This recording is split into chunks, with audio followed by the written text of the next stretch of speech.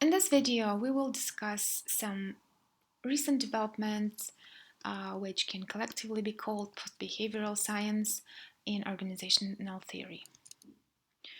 We're working off Educational Administration Concepts and Practices, Lunenburg and Ornstein, 2011, published by Cengage Learning.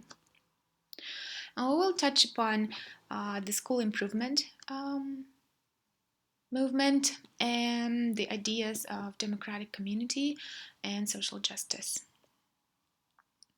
So the concept of school improvement was put forward by the No Child Left Behind Act of 2001, um, which was implemented in the United States.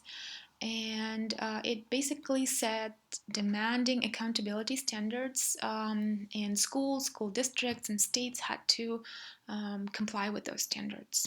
Okay. It also introduced new state testing requirements, and it involved reading and math skills for grades 3 to 8, and science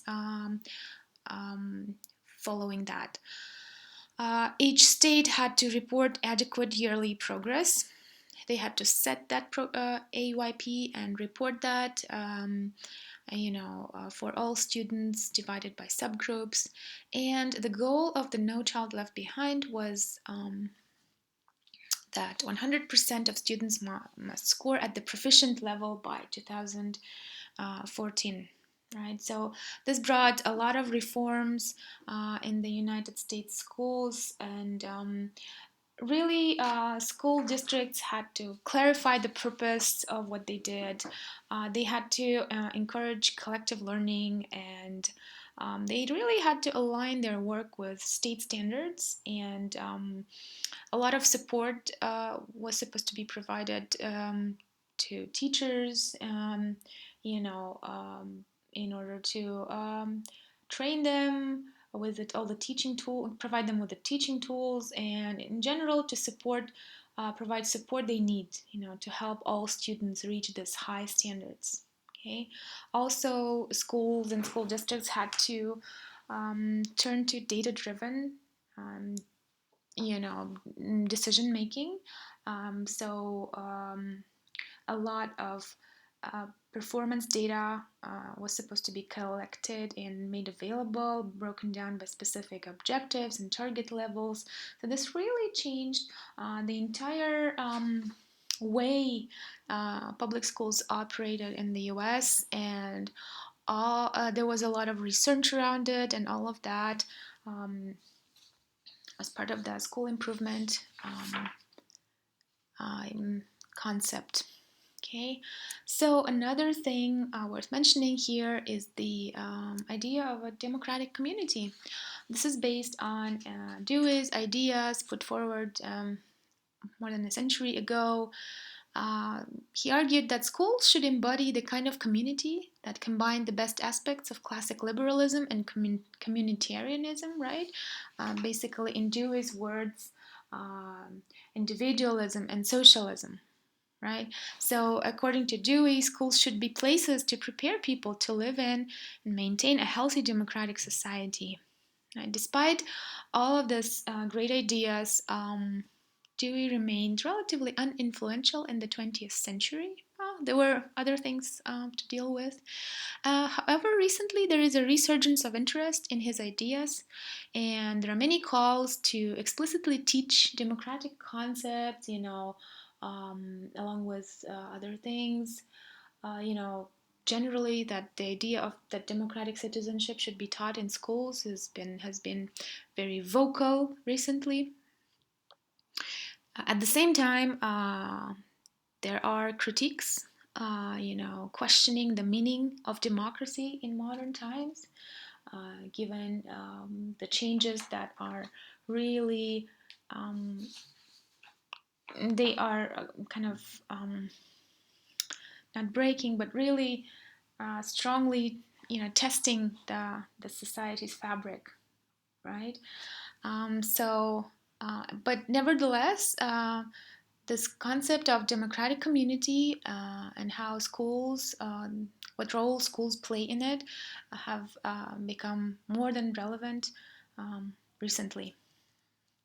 Another big concept that has been dominant in work related, done within the framework of organizational theory is social justice.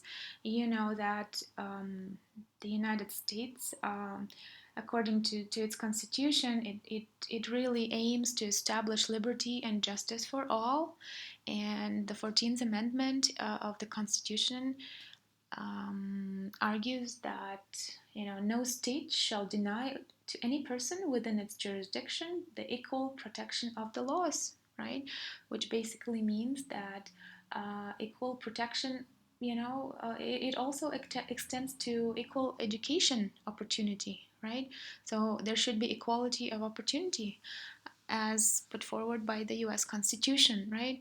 And what we see also largely thanks to the No Child Left Behind results.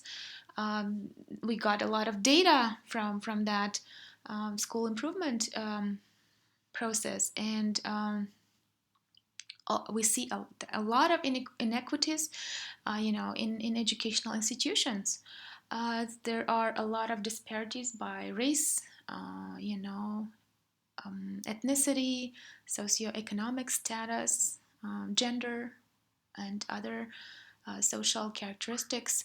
And really, the reality is that most schools do not teach all students at the same level, and low income and minority students are receive often very poor education, right?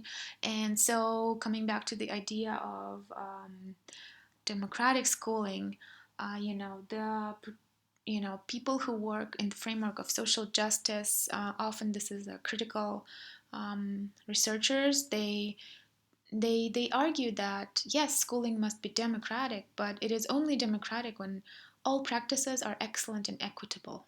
Yeah, across race, across socioeconomic status, and across other social characteristics.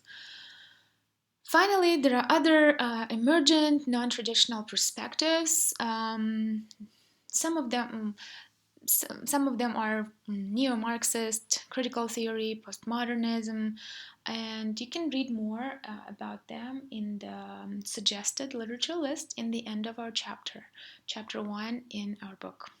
Okay, thanks for watching.